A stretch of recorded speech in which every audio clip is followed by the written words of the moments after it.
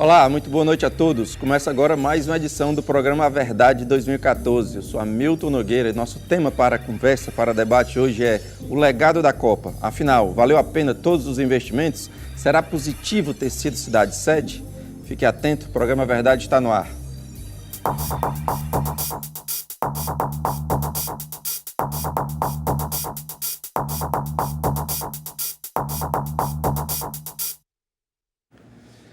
Olá, estamos no ar com A Verdade de hoje, discutindo o tal do legado da Copa. Afinal, qual o ganho para a cidade?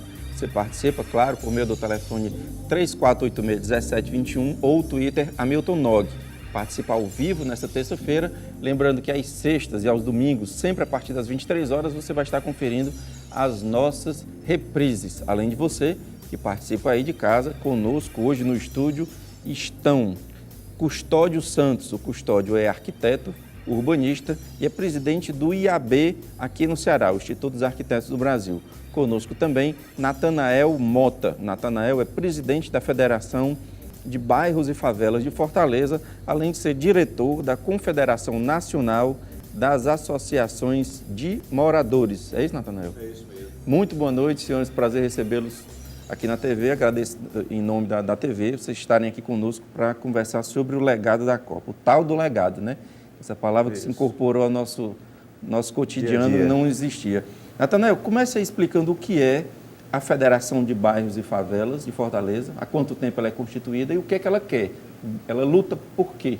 Boa noite. Boa noite, Hamilton. A Federação de Bairros e Favelas é uma federação de associações comunitárias. Certo. Ela reúne as associações dos bairros de Fortaleza. No seu início, desde o seu início, na verdade, ela tem uma luta, uma constância por moradia, né? Por moradia. Certo. Hoje nós falamos moradia digna, na verdade, habitação digna, né? Que reúna não só a questão da residência, mas também os equipamentos que, digamos assim, dê qualidade de vida à população de Fortaleza. Então, a federação é essa entidade que congrega as associações de Fortaleza. É muito interessante você usar o termo habitação digna, porque, por exemplo, para minha surpresa, há uma proposta, salvo engano, do senador Cristóvão Buarque, no Senado, regulamentando a questão dos espaços de quartos de empregada doméstica. Sim. Porque algumas aberrações, como o chuveiro em cima de vaso sanitário, é comum até de encontrar. Sim. Então, não é só ter habitação, é um local digno, pensado, respeitoso, para a moradia de uma família. Sim. Mas continue. Fundada quando? Perdão? Fundada na virada de 70 para 80, né? Certo. Então, ela iniciou sua luta no período ainda do regime militar, lutando pelas diretas já, né? Então, naquele momento, além dessa luta pela moradia, tinha a questão uma luta política objetiva, que era as diretas já, lutando, e aí logo a democratização verdadeira do país. Tá. E você disse, sim, além dessa luta, a federação também usa o mesmo, com o mesmo foco? Que tem uma federação nacional que você participa. A Confederação Nacional dos Moradores, a CONAN, é o mesmo foco. Na verdade, a federação surge na necessidade de você fazer o diálogo entre os diversos bairros da cidade, certo, que são, em sua grande maioria, diferenciadas, mas que na sua unidade existe a necessidade. Então, ela surge com essa necessidade. A Confederação Nacional, ela também surge com o mesmo objetivo, de tentar unificar as lutas de todos os estados brasileiros num só, digamos assim, pensamento e desafio, que é a melhoria das comunidades, principalmente das comunidades que moram nas periferias das cidades. Tá, bom, nós vamos passar agora realmente para o tema que foi proposto, que é o legado. E antes de eu ouvir o Custódio, na verdade, vamos ouvir o Custódio a partir de uma matéria feita pelo Departamento de Jornalismo da TV União, falando sobre questões de obra importante para o período. Confira. Na solenidade de entrega, o governador Cid Gomes lembrou dos benefícios dos trabalhos concluídos e ainda alfinetou a oposição que, segundo ele, nada fez pela população e agora quer dar palpite no governo de Roberto Cláudio. Quanto à disposição e compromisso de fazer, quanto à criatividade, bons técnicos, a pessoa se assessora bem e procura fazer boas parcerias, as coisas acontecem. Do pacote de obras da matriz de responsabilidade da Copa, a Prefeitura Municipal concluiu 4 das 9 intervenções que estavam previstas. O túnel da Avenida Santos Dumont e o binário da Santos Dumont com a Avenida Dom Luiz foram concluídos. Vias mudarão de sentido e linhas de ônibus terão rotas alteradas. Por isso, fico muito feliz que em 1 ano e meio, vocês todos tenham nos permitido entregar à Fortaleza essa intervenção. Do outro lado da cidade, mais uma surpresa. As obras da região do entorno do Estádio Castelão foram finalizadas. Segundo a gestão municipal, os trabalhos deveriam ter iniciado em 2011, mas assim não aconteceu. Por isso, a demora para entrega. Resolvi fazer uma visita ao Ministério das Cidades e estive com o secretário nacional de Mobilidade Urbana, Dr. Júlio Eduardo Santos, para saber exatamente em que pé se encontravam essas intervenções. E ele não me conhecia, achava que eu estava representando a gestão anterior, e entrou no gabinete me dando um esculacho, dizendo, olha, nós estamos vindo de uma reunião para tirar a Fortaleza da matriz do PAC de financiamento das ações de mobilidade. Porque em quase 1 ano e 11 meses de convênio, absolutamente nada do que foi comprometido foi feito. A Arena Castelão ficou pronta em 2013 a tempo para a Copa das Confederações. Restavam até então as obras de mobilidade urbana do entorno aqui do equipamento. Agora, pelo menos nesse local aqui, a população e os visitantes não vão mais passar por transtornos de trânsito. Como a gente mesmo pode observar, a Avenida Alberto Craveiro foi alargada e também revitalizada. Aqui do outro lado também tem o túnel que interliga as principais avenidas, aqui próximas ao estádio. Paulino Rocha, Silas Munguba, Avenida Alberto Craveiro, também promete deixar o trânsito fluir mais rápido. Além de tudo, não podemos esquecer da Avenida Paulino Rocha, que também foi entregue. Agora, restam ainda outros problemas, obras prometidas que não foram concluídas. A construção do VLT não ficará pronta para a Copa do Mundo em Fortaleza. O equipamento faz parte do pacote de mobilidade urbana do evento, mas apenas 50% das obras foram concluídas. O governo do estado citou como dificuldade para a execução as desapropriações em comunidades que resistiram à saída. E há quem acredite ser o transporte público um dos maiores gargalos do problema da mobilidade na capital. O governador anunciou essa semana que vai rescindir o contrato, com a construtora, então realmente vai ficar uma lacuna muito grande. O aeroporto de Fortaleza também não teve as obras concluídas. O equipamento será o único entre as cidades sede com estrutura provisória na Copa do Mundo. Já que para resolver o problema, a Infraero preparou um puxadinho de mais de R$1 milhão para receber os visitantes. E tem mais outras mudanças ainda em andamento. Citando exemplos, os viadutos da Raul Barbosa e da Parangaba Silas Munguba. Nós recebemos essas obras no início da nossa gestão com uma obra em andamento, que é a rotatória do Castelão, com 2% de avanço. As obras restantes têm novo prazo de finalização, até o final de 2015.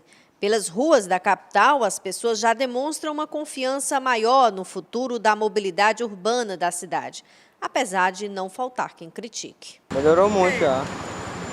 O trânsito está fluindo bem, né? As obras estão todas atrasadas, ruas interditadas, só está aumentando o fluxo de carro e mais congestionamento. Custódio, 4 das 9 obras propostas foram entregues. Independente de atraso ou não, essas 9 obras são realmente eram tão importantes para a cidade? São um tipo de obras prioritárias para uma cidade ter mobilidade, para uma cidade ser mais agradável para o seu povo?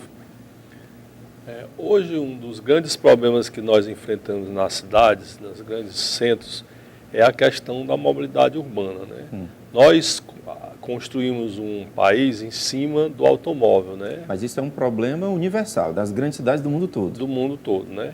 Só que nós fomos, principalmente o Brasil, a matriz econômica estava toda ligada à produção automobilística. Qualquer questão econômica que o país sofresse, logo se criava subsídios, tirava os impostos para continuar mantendo os carros. Para gerar emprego. Né? Era, vamos dizer, um laço da economia que era imexível, né? Quer dizer, ninguém mexia, né? Então nós construímos a cidade toda no plano, pensando sempre no automóvel, né? E com isso fomos deixando historicamente a questão do transporte público, né? O transporte público de qualidade é que vai definir se a pessoa vai deixar o carro em casa ou não. Se você não tiver um transporte de qualidade, com horários que sejam cumpridos, com um certo conforto, a pessoa não vai nunca deixar de utilizar o seu carro. Com a melhoria da renda da população, entrou mais um cenário, que é o pessoal das motos. Então nós temos agora os carros que são financiados há muitos meses, tem mais as motos, então com isso o traçado da cidade não suporta mais, né? E nós não conseguimos, né, fazer o transporte público avançar. Nós não temos subsídio para o transporte público, né? Você vê que há 20 anos atrás ninguém pensava de ter um carro particular com ar-condicionado. Hoje, praticamente, todos os carros têm. E os ônibus não conseguiram colocar o ar-condicionado. Então, você está dizendo que essas obras, então, poderiam ser outras de mobilidade, ao invés dessas, por exemplo, uma rotatória? Não é isso que eu estou querendo dizer. O que eu quero dizer é que, dando uma passada um passo atrás na história, o modelo das cidades está exaurido porque ele foi feito todo pensando no transporte rodoviário. Então agora, na obra da Copa, seria um grande legado essas obras realmente que melhorariam a questão do trânsito da cidade. E principalmente as obras do transporte coletivo. O VLT, o metrô, todas essas obras é muito importante para a cidade, para a gente tentar sair desse gargalho. O VLT ele tinha um aspecto especial porque ele conseguiria transportar boa parte da população para o lado leste da cidade. E atravessando muitos bairros. Muitos bairros. Como nós sabemos, o metrô foi construído em função das linhas ferroviárias que já existiam. E ela coloca a população da zona sul e oeste no centro, né?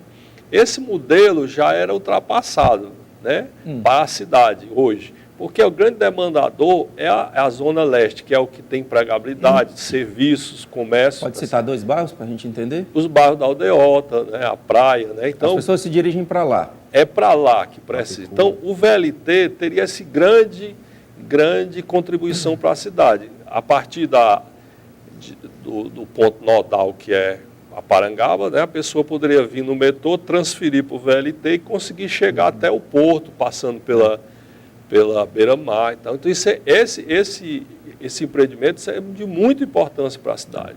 E, Natanael, como é que vê essa questão das obras, Natanael? Algumas delas que você acha que seria importante para o seu movimento e que não é contemplado?